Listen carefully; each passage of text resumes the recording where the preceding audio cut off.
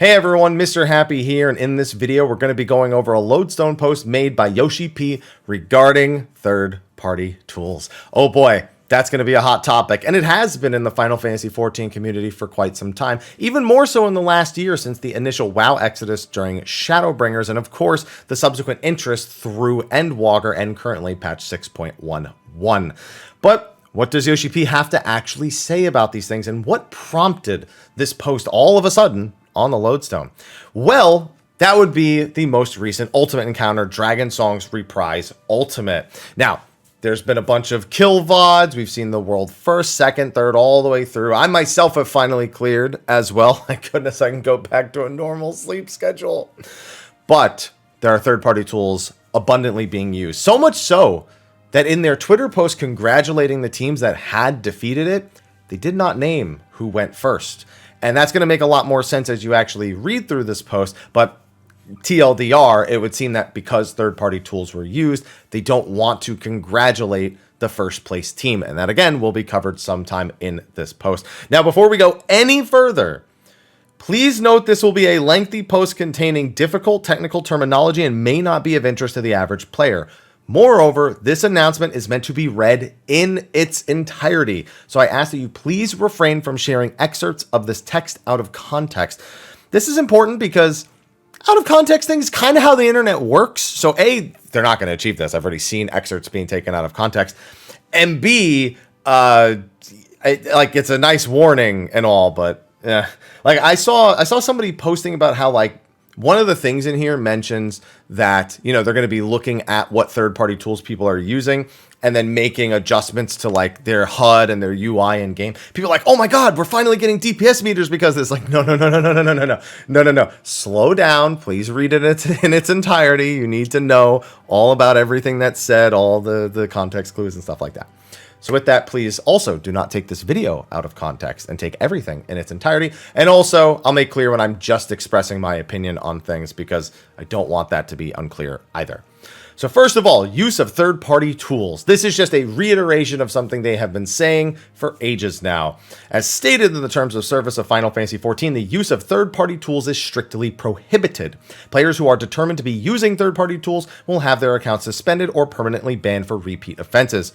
Now, they have said this for years, but it's still, to this day, a hollow statement because we do not see ramifications in the manner with which they say.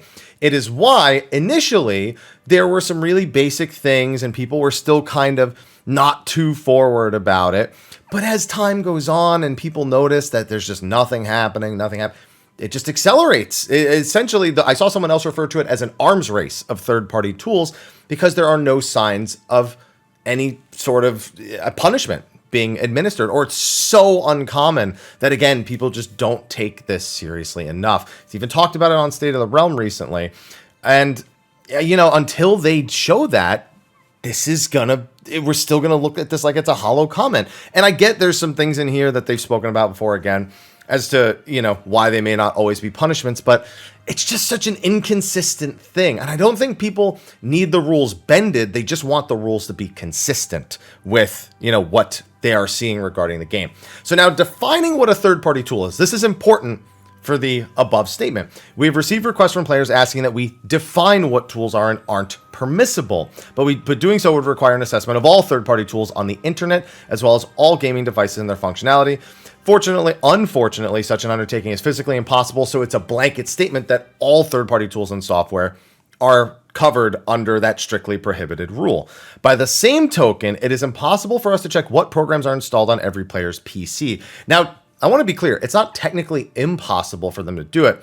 However, the dev team will not install additional software on top of Final Fantasy XIV onto your PC, especially not without your permission. There are a number of reasons why they do not do this. One, it's somewhat of a good Samaritan measure. If they don't do that, it doesn't look like they're hiding anything. Nobody can speculate about what that extra software is doing. Even if it's something like an anti-cheat, which is super common, there's no concern about what that anti-cheat may additionally be doing.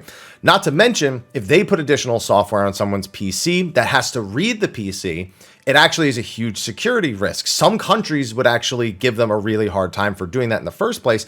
But even the countries that didn't, if something were to happen and they were to have, and it was to be hacked in some capacity, essentially it would be even easier for them to access your personal computer and information. So there's a huge security liability with doing that, that also it's just not worth it for them. And I agree with that assessment, even if, even recently I said, like, just throw the anti-cheat on, whatever, so people can't do it. Realistically, though, as much as that was part of a joke or a bit, it would probably be unwise for them to even recommend approaching that, even give a hint or an inkling of it. So they will not do that. So that is why they cannot identify or reprimand offenders 100% of the time. And then they offer more clarity on the processes. So here's a few examples of the rule violations we prioritize for investigation. Use of tools that allow players to more easily complete content. It's a pretty big scope. Sometimes just being able to change the color of something could do that. I know that as a colorblind person who finds Final Fantasy XIV's colorblind options whelming, to say the least. I don't change anything. I don't mod anything, but, that's kind of a broad statement. So I'm curious how they really narrow that down. And I think, honestly, the next three just kind of fall under the first one's umbrella. Modification of the UI to display additional information. This has become a massive one. And again, if you watch a lot of clear VODs for things, you will notice immediately what they are referring to. Use of packet spoofing tools. So there are tools out there that people use in order to emulate lower ping. That is what packet spoofing is. Now, there are some instances of players using them, most instances of players using them just to play on an even playing field with the rest of the community. People who live in areas that are far away from the servers, or they just don't have as good internet as they would like. Those are the kinds of players you generally see using these kind of tools. However, those tools are capable of some fairly nefarious things because of what packet spoofing actually allows you to do when it's used for wrong. So essentially, towing that line is a bit of a dangerous thing to do in the first place, which is why those types of programs have always been pretty contentious, I'll say.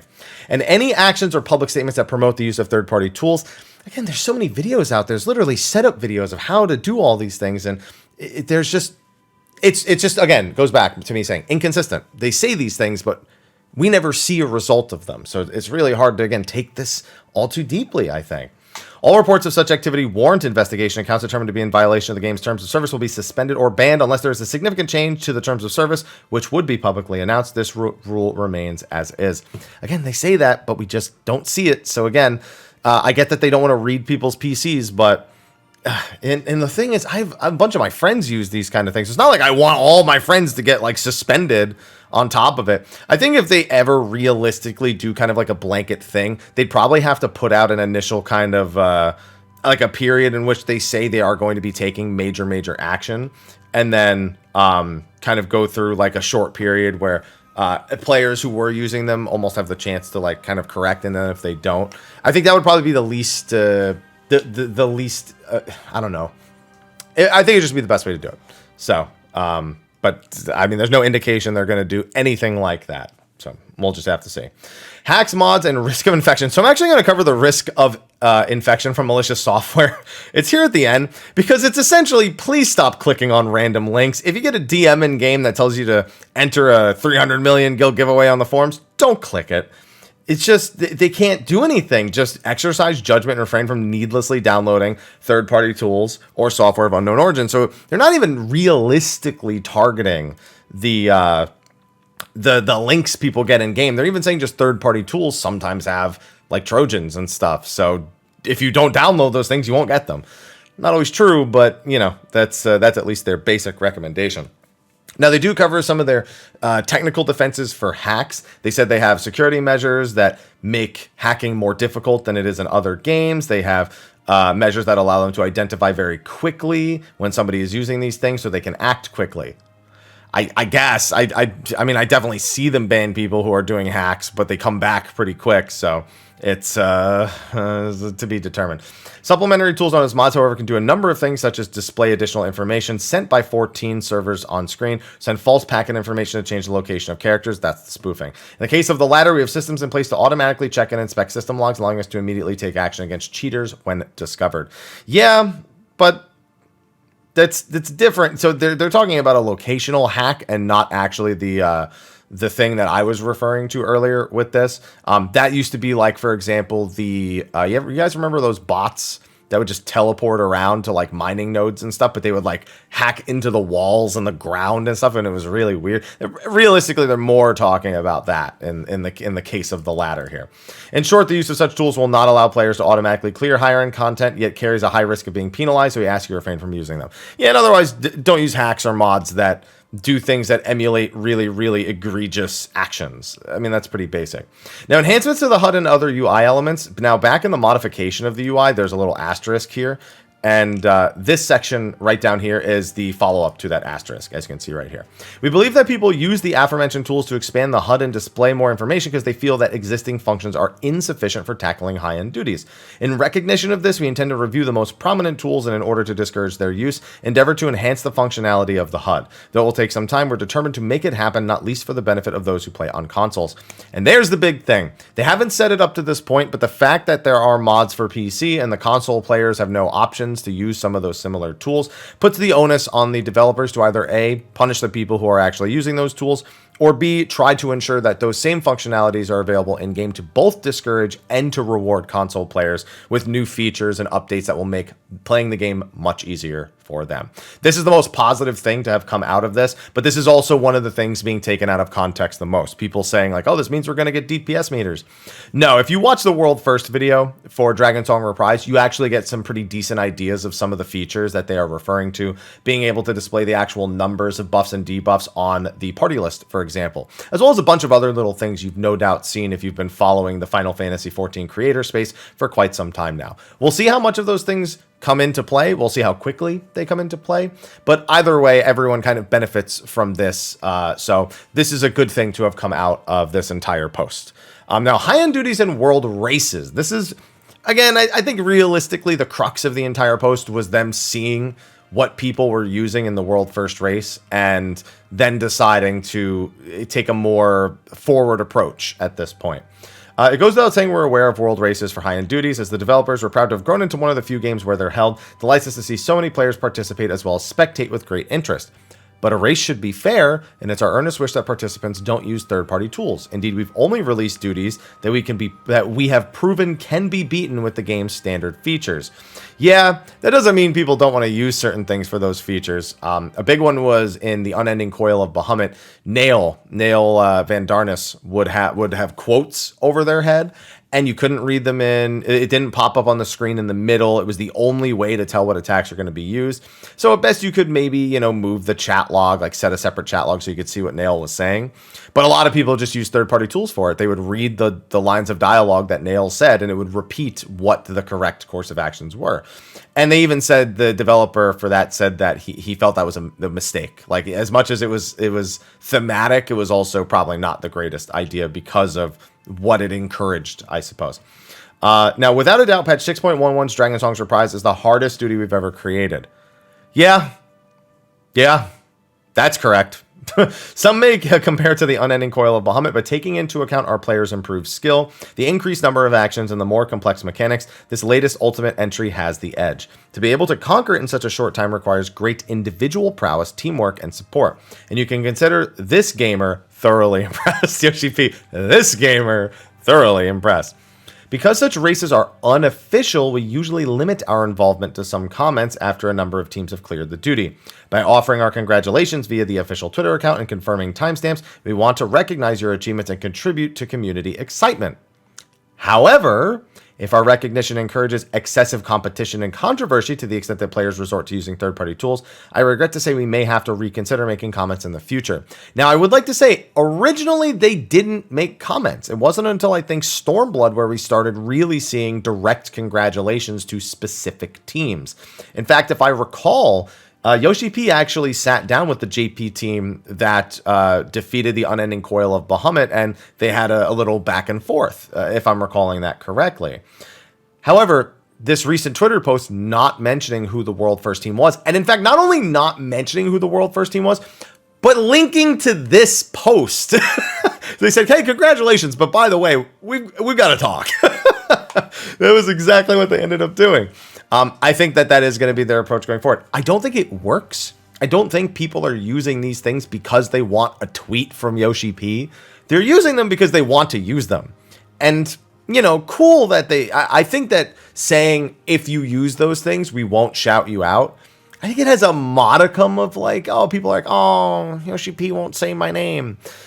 But for the most part, people are just like, I don't care, I won. Like, there's no one to disprove that we won. There may be no one to prove we didn't win, but there's no one to disprove that we did win. So if we say it first, we did it first. Whee! And that's all that anyone's going to care about at the end of the day. So I think this will only kind of work in some people's minds. They may think about it, but as soon as they don't have the features they like using, I don't think it'll change. Again, unless they actually take action against people, it's not going to change. Doesn't matter if you don't make a Twitter post. That's not the key takeaway here. Data mining and screenshots leak. This is honestly, this whole section is a giant repeat of things that they've said before. I know the whole post kind of is from top to bottom, but this one in particular, they talk about specific instances of data mining and screenshot leaks. They actually admit to making an error, and I didn't even know this, putting Dragon Song Reprise's model data in patch 6.08. I think I remember being warned, but it never crossed my, like, I never reached me, like, the actual leak, which was, you know, thank goodness I managed to stay completely blind to everything in that fight that was past where I had been. So I had some legitimately fun surprises throughout the way. In addition, at virtually the same time the patch was released, a screenshot from the phase that players had yet to reach was leaked. Yeah, I'd heard about that too. That I had heard about. I remember that morning hearing people, you know, put warnings even in my Discords and whatnot. Such leaks are utterly unacceptable, for they not only undermine the efforts of the development team and operations teams, but also take away from our players' enjoyment. I can agree about that, because people just share that around without thinking that people don't want to see it. And so it gets really, really tough. Previously, when a major leak occurred prior to the release of Shadowbringers, we succeeded in identifying the culprit and took legal action. So in Shadowbringers, I remember making quite a few statements about the leaks in that case. On a State of the Realm, I remember even I had said that has to be somebody within Final Fantasy XIV's team and not like a random person, you know, and I think I know exactly who they were referring to. And it's interesting to actually finally hear this all that time later, that they identified the culprit and took legal action. So we'll take measures to prevent a repeat of the situation. So the fact that there's been another leak is deeply concerning. In fact, here we go. We believe that the leak came from an insider, referring to the screenshot from a phase that players had yet to release. We believe it came from an insider and in the middle of a thorough investigation. That's a current thing for what just happened with Dragon Song's Reprise. However, they refrained from making it known earlier because it would be more difficult to track down the person correctly if they had mentioned it prior to this moment. So yeah, they're just trying to make sure that this doesn't happen. They're taking more measures to make sure it doesn't happen, especially internally. Now, be it graphical resources or something else, there may be legal ramifications for mining private data via illicit means with the intent to make it public. Perhaps due to high interest, however, we've been seeing websites that openly release mined graphical data. As a show of our admiration for those who clear ultimate raids, we designed the reward weapons to be as eye-catching as possible, and to widely spread their images outside the game could diminish players' motivation to earn them. I don't agree with that. I figured they were talking about models and stuff. I forgot that they said this because I did read through this briefly before I started recording. I don't agree with that statement. I think that more likely is to motivate people. I also didn't see the weapons prior to... I didn't even go to the NPC prior to beating it, so I was genuinely surprised after beating it when I went to go see. The only way you're realistically going to achieve this, and for this sentence to make sense, is to make it so the NPC doesn't even offer them unless you've cleared, which I don't think is a good idea, because I just don't think it is. Yeah, I don't know. That statement doesn't make sense. Everything else regarding the graphical leaks, I think, makes sense, but that one's strange. I think that if anything, they could have just said, as much as these weapons are already available to be seen in game, the method with which these screenshots and things are being shared around do not represent in-game. I don't know. You know, just something that more so speaks to the issue of how those images are obtained and not what the contents of the images are. Especially it's just in particular regards to weapons. I don't know. I made this request before I make it in. Please refrain from disseminating my data. Yeah, I've made it against my Discord terms and my stream terms for people to talk about it or mention it. That was especially a concern with the Endwalker leaks for all the abilities and skills and everything, because the people just don't stop. As soon as they have it, they just go everywhere. They're just like, I'm going to tell everyone I need to look so cool by sharing this information with everyone I can possibly share it with. That's like, bro, I need you to relax. Stop. It's not allowed here. Chill out. Okay, server emulation. The fact that they have to talk about this blows my mind. So for those of you who don't know, the Epic of Alexander was beaten by thoughts per second in 3 days and 21 hours approximately. And they were like 4 or 5 days ahead of the second group to clear. And in that same time, people were like speculating that they had private. I think it was a joke that somebody made, and like the people who didn't understand it was a joke just ran with it. That they were like, oh, they're emulating private servers, and they completely hacked the game to practice things. There's all this stuff that was nuts, and Yoshi-P is like, that's literally impossible for people to do. It would cost tens of millions of yen just to obtain the necessary servers. Without the servers, the proprietary programming, while one could potentially pull the client software and display model data, the game itself will not operate. Do you know how difficult it would be to completely emulate those kind of things accurately with just at home for fun? It would be nuts. It's just... I can't believe people took this so seriously, but I'm also not surprised. I've been on the internet long enough. Now, even if one were somehow to accomplish such a feat, it would still be physically impossible to run the unique programming introduced to the servers upon the application of each patch before it's even released. The progression timeline for each duty exists solely within the server-side code and is never included in the patch data downloaded to the player's clients, which means they'd have to reach into the server, pull all the information out. Yeah. Again, that's why they say the model data can be obtained, because that does have to be downloaded from the client. But all the rest of this stuff would have to be downloaded directly from the server. And I hate to break it to you, but I don't think TPS walked up to Square Enix headquarters, plugged the laptop into the wall outside, and said, we got it. Don't think that happened. I apologize for any undue concern caused by these rumors, which themselves were sparked by the aforementioned leaks, and once again assure you that we'll be conducting a full investigation to prevent this from happening in the future. Finally, in conclusion, thanks to our devoted Warriors of Light, Final Fantasy XIV has grown into a titan amongst the... I get it, because Titan, he's in the game. This means that it is now home to players of all walks of life, and not just longtime Final Fantasy XIV fans, but those who have recently come to join us from myriad other game communities. Wow. Many of our eyes are now on Final Fantasy XIV, and posting about it garners a great deal of attention, which has changed how information is shared online and spreads throughout the player base. With this in mind, I would like to encourage the development of a strong Final Fantasy XIV community by continuing to provide commentary as I have today. Truly, I cannot apologize for the many mistakes that were made in patch 6.1 and the resulting disappointment. See, I wasn't disappointed because I didn't try to buy a house. And none of these things got leaked. I got lucky as far as I'm concerned. I had like a typo or two. We died once or twice to a bug in Ultimate, and that was the end of it. I feel like I got off scot-free compared to everyone else. So the housing debacle is the main thing he's really referring to there. But I mean, he's also talking about any various bugs or typos. 6.1 actually had quite a few. So, but I was not disappointed. So, sorry for not being disappointed, I guess. Nevertheless, we intend to forge ahead. I get it. So that 14 may continue to bring joy to as many players as possible. We hope you will stay with us on this journey. Naoki Yoshida, Final Fantasy XIV producer and director. And that's it. That's it in its entirety. Please, again, follow this. Do not talk about excerpts out of context. Please think about this statement and this statement when thinking about this statement and this statement and this statement and this statement, because they're all intertwined and not all individual things that aren't related to one another. Now with that, I got a busy day ahead of me, because now that I'm done with Ultimate, I can get to work on quite a few things for the YouTube channel. So with that, thank you for watching. Be sure to like, favorite, subscribe, and share. Stay tuned for more on Final Fantasy. Until next time, take care.